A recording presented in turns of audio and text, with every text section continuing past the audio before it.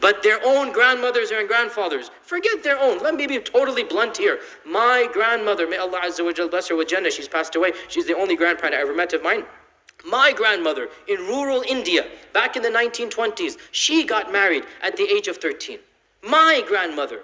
And I knew her as a very righteous, as a very good, Muslim lady. She never complained or she was irritated her whole life. My father married me when I was 13. She had a great grandfather, that's my grandfather. She's a great husband. She had lots of children. That was the cultural norms. Why are you defending Aisha when Aisha was the happiest wife in the whole world?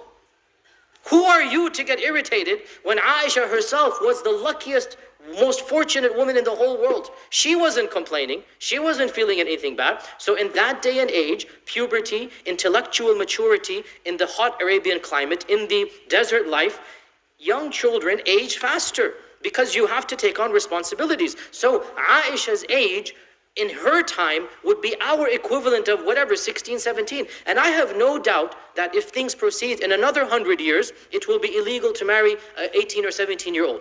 And I have no doubt, because we're progressing or whatever, regressing in that regard, the minimum marriage age will be rising as it has risen in the last 600 years. This is a human fact. This is an undeniable fact. Western culture itself has continued to raise the age of marriage. So for us to now criticize Arabian culture 14 centuries ago, you begin with criticizing your own grandmother and grandfather and your own ancestors of the Middle Ages. That is really not a very rational thing to do. Different time, different culture, different place. Bottom line, the worst enemies of the Prophet ﷺ in his lifetime, they tried everything to smear him. They did not find it problematic that he married Aisha. It was a norm of the culture, and it wasn't a problem at all in their society and culture. Even his worst enemies, not a single comment, because this is the norm. Aisha herself is a happy wife. She is a loving wife. She has so many ahadith of the Prophet ﷺ. She clearly has not been traumatized. Why are you guys 14 centuries later so traumatized?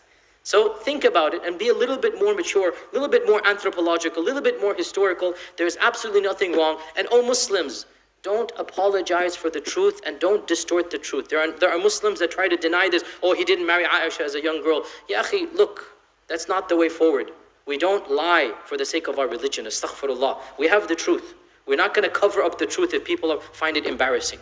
This is the reality. Deal with it. Our Prophet ﷺ married a young girl, and it was fine for the time.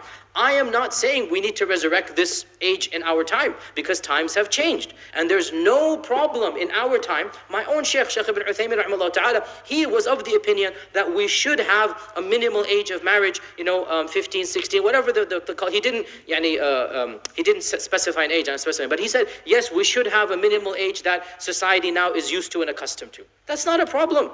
But for us to find something worthy of criticism that's different culture, different time, different place, the Sharia has allowed a spectrum. This is the point. Islamic law, it allows a spectrum.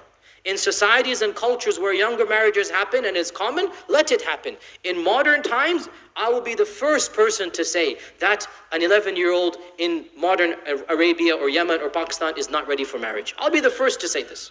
I'll be the first to say we need to have laws that are in place that the young lady is now mentally capable of being a married lady. She's physically capable, no problem. But for our Prophet ﷺ, it's a different time, different place.